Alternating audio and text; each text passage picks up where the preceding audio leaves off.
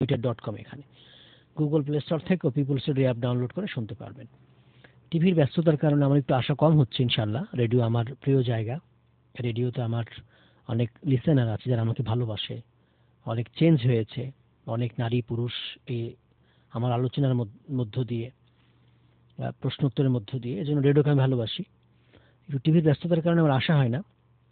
ইনশাল্লাহ আজকে চলে আসছি, বৃষ্টি তারপরে চলে আসছি। সামনে ইনশাল্লাহ চেষ্টা করব রেগুলার থাকার জন্য। আপনারা দোয়া করবেন। আমরা কুরবানি অনেক বিষয় নিয়ে কথা বলছিলাম। একটা ফোন নেই। আসসালামু আলাইকুম। আসসালামু আলাইকুম, বলেন।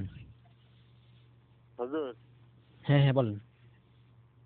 আমাদের এখানে একটা ছেলে অনেক কটা মেয়েকে ধর্ষণ করছে, তাহলে কি করা যাবে বলেন এলাকায়? জি, আমাদের সাথেই থাকবেন। এজন্য আমরা চেষ্টা করব রেগুলার অনুষ্ঠান করার জন্য। আগে তো 6-7 দিনই কথা বলতাম কালারস এফএমে, এখানে 2 দিন, তাও আসতে পারি না মাঝে মাঝে। ইনশাল্লাহ দোয়া করবেন যে রেগুলার করতে পারি আমরা এখানে অনুষ্ঠান। কুরবানি আমরা কথা বলছিলাম, কুরবানির পরিচয় নিয়ে, গুরুত্ব নিয়ে কথা বলেছি। এরপরে জিল হজের প্রথম দশকের গুরুত্ব, আমলগুলো নিয়ে কথা বলেছি। সংক্ষেপে কুরবানির ইতিহাস নিয়ে একটু কথা বলবো। আপনারা মাসলা মাসলা জানতে চাইলে জানতে পারেন কুরবানির। তো যেটা আমরা বলছিলাম যে কুরবানি শুধু আমাদের জন্য না, এটা সব উম্মার জন্য ছিল। এটা আল্লাহ তাআলা বলেছেন। তার মানে হচ্ছে প্রত্যেক জাতির জন্য কুরবানি ছিল, ভিন্ন ভিন্ন ছিল, উদ্দেশ্য একই ছিল, আল্লাহ তাআলার সন্তুষ্টি অর্জন করা, তাকওয়া অবলম্বন করা। ওয়ালিকুল্লি উম্মাতিন জাআলনা মানসাকা লিয়াযকুরু ইসমাল্লাহ আলা মা রাযাকাহুম মিন বাহিমাতিল আনআম। প্রত্যেক উম্মার জন্য আমরা কুরবানি বিধান রেখেছিলাম, যাতে যারা জবাই করার সময় আল্লাহর নাম স্মরণ করে, এজন্য যে তিনি চতুষ্পদ গবাদি পশু থেকে তাদের জন্য রিজিকের ব্যবস্থা করেছেন। মা রাযাকাহুম মিন বাহিমাতিল আনআম। এরপর আল্লাহ তাআলা বলছেন, অনন্ত তোমাদের উপর মাত্র একজন, ইলাহুকুম ইলাহু ওয়াহিদ ফালাহু আসলিমু ওয়া বাশশিরিল মুখবিতিন। অতএব তোমরা তার কাছেই আত্মসমর্পণ করো এবং আপনি বিনয়ীদের সুসংবাদ প্রদান করুন। সূরা হজ আয়াত নম্বর 34। আসসালামু আলাইকুম, বলুন। আসসালামু আলাইকুম। ওয়ালাইকুম আসসালাম। জি, আমার 3টি প্রশ্ন আছে। আমার প্রথম প্রশ্ন হলো যে কুরবানি মানে যে শর্তগুলো আছে এর মধ্যে বয়স এবং দাঁত এবং বয়স দুটোই কি জরুরি, নাকি যে কোনো একটি হলে কুরবানি হবে? আর একটা প্রশ্ন হলো যে ইশার সালাত এবং ফজর সালাত জামাত আদায় করলে সারা রাত সালাত আদায় করার সওয়াব, এটা হাদিসে সহিহ কিনা? আর আপনি যে টিভি প্রোগ্রামগুলো করেন এগুলা কি সবগুলো কি প্রশ্ন করা যায়, নাকি শুধুমাত্র কোনো কোনো খালি আলোচনাই হয়? একটু জানাবেন। জি, আমাদের সাথেই থাকবেন।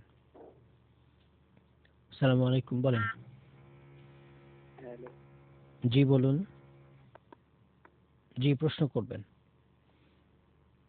কেটে গেছে, আপনি আবারও চেষ্টা করবেন। প্রথম কুরবানি পৃথিবীর হাবিল কাবিলের কুরবানি, সূরা মাইদা আল্লাহ তাআলা আলোচনা করেছেন। এরপর আমরা যে কুরবানি করছি এটা ইব্রাহিম আলাইহিস সালামের কুরবানি।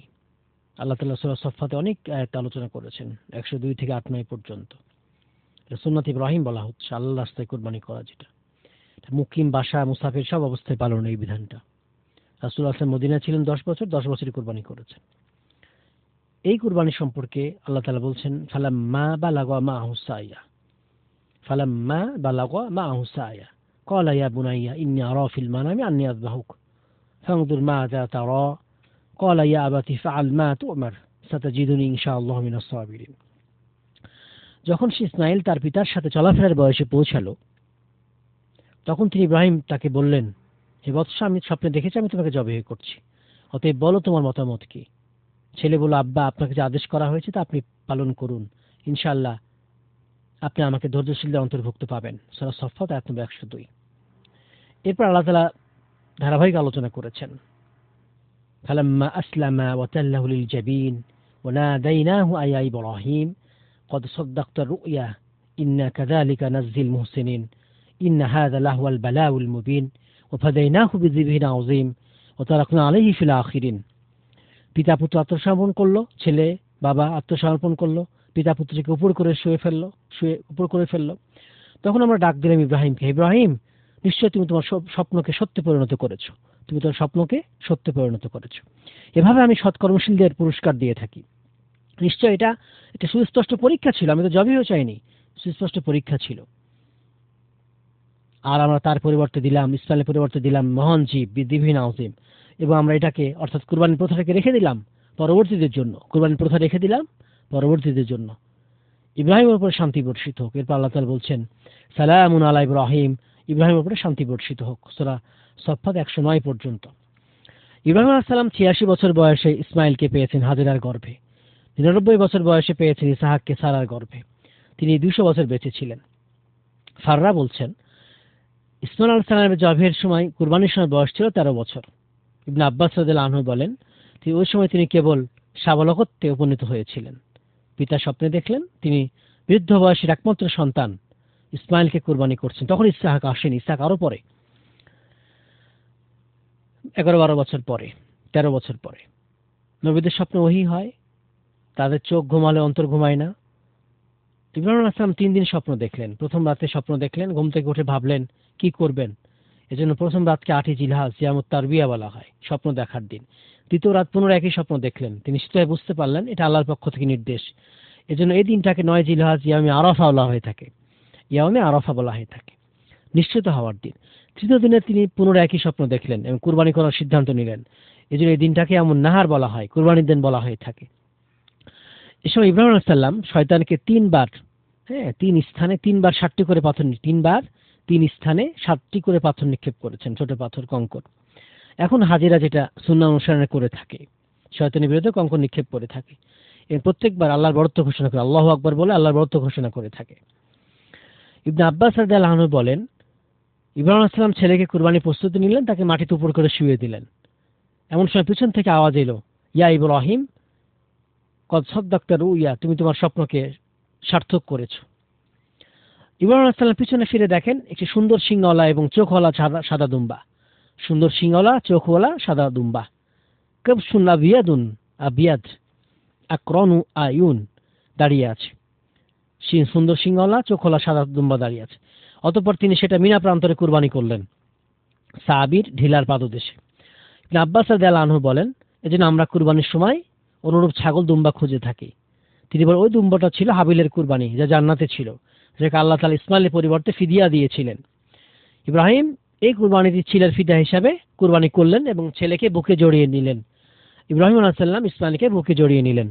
তিনি বললেন ইয়া বুনাইয়া আল ইয়াউমা ওহিবতালি, হে পুত্র আজই তোমাকে আমার জন্য দান করা হলো। হে ইসমাইল আমাকে আজই তোমাকে আমার জন্য দান করা হলো। এখানে জবের উদ্দেশ্য ছিল না, আল্লাহ তাআলা চাচ্ছিলেন বাবার আনুগত্য, ছেলের আনুগত্য, তাকওয়ার পরীক্ষা নেয়া, এবং উভয়ে পাশ করেছিলেন। ইব্রাহিম আলাইহিস সালাম পাশ করেছিলেন, ইসমাইল আলাইহিস সালাম পাশ করেছিলেন। ইব্রাহিম প্রস্তুতি নিয়েছিলেন, ইসমাইল আত্মসমর্পণ করেছিলেন, সম্মতি দিয়েছিলেন আনুগত্যের মাধ্যমে। ইমাম কুরতুবী রাহিমাহুল্লাহ এই আয়াতের ব্যাখ্যায় বলছেন ওয়াফাদাইনাহু বিযিবহিন আযীম, উট গরু কুরবানির চেয়ে ছাগল কুরবানি করা উত্তম। রাসূলুল্লাহ সাল্লাল্লাহু আলাইহি ওয়াসাল্লাম নিজেও শিংওয়ালা ছাগল কুরবানি করেছেন, খাসি কুরবানি দিতেন। অনেক বিদ্বান বলেছেন যদি এর চাইতে উত্তম কিছু থাকতো তবে আল্লাহ তাআলা ইসমাইলের পরিবর্তে ফিদিয়া দিতেন। তবে উট গরু ভেড়া ছাগল সবগুলোর কুরবানি করা যায়, কারণ সবগুলোর ব্যাপারে হাদিস রয়েছে, সবগুলোর ব্যাপারে হাদিস রয়েছে। রাসূলুল্লাহ সাল্লাল্লাহু আলাইহি ওয়াসাল্লাম হজের সময় গরু কুরবানি করেছেন, উটও কুরবানি করেছেন। তাহলে আমরা অনেকগুলো মাসলা এখান থেকে জানতে পারলাম আজকের আলোচনা থেকে। আসসালামু আলাইকুম। বলেন। জি, প্রশ্ন করবেন। আসসালামু আলাইকুম। জি বলেন। জি জি, সপ্তাহের মানে কোন কোন দিন সরাসরি লাইভ পাই প্রোগ্রাম আপনাদের টিভিতে একটু কষ্ট করে জানাতেন। আমি একটা টিভি পাই, বাকি ভাই। জি বুঝতে পেরেছি। আমাদের প্রশ্নের জবাব দেবেন ইনশাআল্লাহ, অনুষ্ঠান শেষ করতে হবে আমাদেরকে। একটা ফোন নিয়ে নি। আসসালামু আলাইকুম। বলেন। প্রশ্ন করবেন। প্রশ্ন করবেন। জি ভাইয়া, ওই যে হজের যে রোজাগুলো আর কি, সিয়াম যে 10টা সিয়ামে সর্বোচ্চ তো 10টা, আর একদম কম কত, মানে শুধুমাত্র আরাফাতের দিনই? জি, ধর্ষণ শাস্তি জিজ্ঞেস করেছেন, আমরা তো শাস্তি দিতে পারবো না। এলাকায় ধর্ষণ করেছে তাকে আইনি হাতে তুলে দিতে হবে, প্রশাসনে তুলে দিতে হবে। ইসলাম স্টেট হলে শাস্তি দিতে শরিয়ার অনুযায়ী। এখন তো বাংলাদেশে শরিয়ার শাস্তি নাই, মুসলমান দেশ বাট ইসলামী রাষ্ট্র না, ইসলামী বিধান মেনে চলে না। এটা কোনো মুসলমানের পক্ষে আসলে গ্রহণযোগ্য না, এটা ভুল কথা। মুসলমান অবশ্যই কুরআন সুন্নাহ অনুযায়ী আইন চালাবে, না চালালে আসলে এটা কুফরি হয়। এটা মুসলমান কখনো দুনিয়ার কোনো মানুষের আইন চালাতে পারে না। এই জন্য আমাদের দেশে এখন রাষ্ট্রীয় আইন যেটা, এটা কোরআন সুন্নাহ আইন না, উচিত হবে এটা গ্রহণ করা। তাই আমরা নিজেরা আর কোনো অবস্থায় নিজের আইন আমরা শাস্তি দিতে পারবো না, আইন তুলে নিতে পারবো না। এটা প্রশাসন ধরিয়ে দিতে প্রশাসন শাস্তির ব্যবস্থা করবে। যদি অমুসলিম ইসলামী আইন থাকতো, ইসলামী স্টেট থাকতো, তাহলে অবিবাহিত হলে জেনার শাস্তি 100 বেত্রাঘাত, বিবাহিত হলে পাথর মেরে হত্যা করা, আর ধর্ষণ আরেকটু বেশি শাস্তি। ধর্ষণ শাস্তি হচ্ছে মৃত্যুদণ্ড, ধর্ষণের শাস্তি মৃত্যুদণ্ড। তবে যে ধর্ষক সে, বাকিটা তো মাজলুম যে অনিচ্ছাকৃত, সেখানে আপনার তার শাস্তি হবে না, যাকে জোর করেছে। আর যে জোর করেছে তার শাস্তি মৃত্যুদণ্ড। অথবা বিপরীত হাত পা কাটা, হাত ডান হাত বাম পা, বাম হাত ডান পা ভাবে আল্লাহ তাআলা কোরআন মাজিদে আলোচনা করেছেন এটা নিয়ে, কারণ সে লুণ্ঠন করেছে, ইজ্জত লুণ্ঠন করেছে। ধর্ষণের শাস্তি ইসলাম অনেক কঠিন। জেনা ব্যভিচারে 2 জনের সম্মতি থাকে, কিন্তু ধর্ষণের সম্মতি থাকে না, একজনের সম্মতি থাকে না। এটা সরকার বাস্তবায়ন করবে, আমরা নিজেরা পারবো না। কুরবানির বয়সটাই আসছে। ছাগল 1 বছর, গরু 2 বছর, 3 বছরে পড়েছে, ছাগল 2 বছরে পড়েছে, আর উট তো 5 বছরে 6 বছরে পড়েছে, এরকম বয়স। তবে এরা কম বয়স হলে যদি হিষ্টপুষ্ট হয়ে যায়, কুরবানি করা যায় যাচ্ছে। আচ্ছা, এটা সহিহ বলেছিলাম আপনাকে একদিন, এশা ফজরের সালাতটা জামাতের সাথে আদায় করলে যে আমল সওয়াবের কথা বলা হচ্ছে, সারাত নফল সালাত, এটা সহিহ, সম্ভবত হাসান পর্যায়ের হাদিস। একদিন বলেছিলাম আপনাকে, দইফ না, এটা দইফ না। টিভি প্রোগ্রাম আপনার হচ্ছে বিভিন্ন সময় হয়ে থাকে, তবে ঈদের পরে ইনশাল্লাহ নাগরিক টিভিতে আমরা প্রত্যেকদিন সকালে শুরু করব 7টা বা 8টার দিকে। নাগরিক টিভিতে হয়তো আমি 15 দিন থাকতে পারি, প্রথম 15 দিন, অথবা মাঝে একদিন অথবা একদিন এভাবে থাকতে পারি। আর এখানে তো এখন তো লাইভ প্রোগ্রাম কোনো টিভিতে আমার নিয়মিত হচ্ছে না, হলে জানাবো ইনশাল্লাহ। কুরবানির প্রোগ্রাম হচ্ছে, দীপ্ত টিভিতে একটা প্রোগ্রাম হচ্ছে বিকালে 3টায়, প্রত্যেকদিন বিকাল 3টায় হচ্ছে, শুক্রবার বিকাল 3টায়। ফেসবুকে পাবেন, ইউটিউবে পাবেন, ওদের ইয়েতে পাবেন, আপনার হচ্ছে দীপ্ত প্লেতে পাবেন এটা। আর লাইভ সব জায়গায় লাইভ প্রোগ্রাম না, লাইভ প্রোগ্রাম আমরা জানিয়ে দেবো ইনশাল্লাহ। জিলহজের সিয়াম নির্ধারিত না, আপনি যে কয়টা করতে পারেন, 9টার মধ্যে যে কয়টা করতে পারেন, 9টা পারলে ভালো। আর 10 তারিখ তো ঈদ, আপনার ঈদের পরে তো খেতে হবে, সিয়াম পালন করতে পারবেন না, সালাত পরে এসে খেতে হবে। আর না পারলে আরাফার সিয়াম ছাড়া যাবে না। 5 তারিখ, সামনে 5 তারিখ যেটা আসছে, 5 তারিখের সিয়াম এটা ছাড়া যাবে না, এটা খেয়াল রাখতে হবে। আল্লাহ তাআলা আমাদের সবাইকে কুরবানি করার তৌফিক দান করুন। আর কুরবানির হুকুমটা একটু বলে দিই। কেউ বলছেন যে ওয়াজিব, কেউ সুন্নাহ বলেছেন। আর নেশাব, এটা নেশাবটা জরুরি না, কেউ নেশাবের কথা বলেছেন কয়েকদিন, আর যে বলছেন নেশাব জরুরি না। সংসারে খরচের পরে এটা কুরবানির পশুর ক্রয় করার টাকা থাকলে কুরবানি করবে, অথবা এটা ভাগা দিতে পারলে কুরবানি করবে। ভাগাও জায়েজ আছে বাসায়, এটা পূর্ণাঙ্গ পশু জায়েজ আছে। পূর্ণাঙ্গ পশু দেওয়া ভালো, ছাগল হোক, পরিবারের পক্ষ থেকে সবার, জীবিত মৃত সবার পক্ষ থেকে কুরবানি করা যাবে। শুধু মৃত ব্যক্তি কুরবানি আলাদা জায়েজ হয় না, ওসিয়ত না করলে। আর ওসিয়ত করলে পুরোটা সদাকা করে দিতে হবে, আর কেউ দিয়ে ফেললে পুরোটা সদাকা করে দিতে হবে, এটা খাওয়া যাবে না। এটা আল্লাহ তাআলা আমাদের সবাইকে কুরবানি করার তৌফিক দিন আল্লাহর নামে, আমাদের পক্ষ থেকে আল্লাহর নামে হবে। আল্লাহ তাআলা কুরবানি কবুল করুন আল্লাহর জন্য, আল্লাহর সন্তুষ্টির জন্য, লোক দেখানো না। অনেকে লোক দেখানো কুরবানি করে, গ্রহণযোগ্য হবে না। আর ত্যাগের শিক্ষা কুরবানি, ত্যাগের জজবা রয়েছে, জীবন আল্লাহর জীবন দেওয়ার জজবা রয়েছে। খালি গোস্ত খাওয়া না, গোস্ত খাওয়া নিয়ে তো কুরবানি করলে কুরবানি হবে না, এটা খেয়াল রাখতে হবে।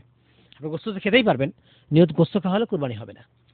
আবার হচ্ছে ভাগা কুরবানি দিলে চেষ্টা করবেন তাকওয়াবান মানুষ, কেউ যদি কোনো কারণে তাকওয়াবান নাও হয়, অথবা আপনার হচ্ছে হালাল উপার্জন না হয়, কুরবানি হয়ে যাবে, যার যেটা ভাগ তারটা হয়ে যাবে।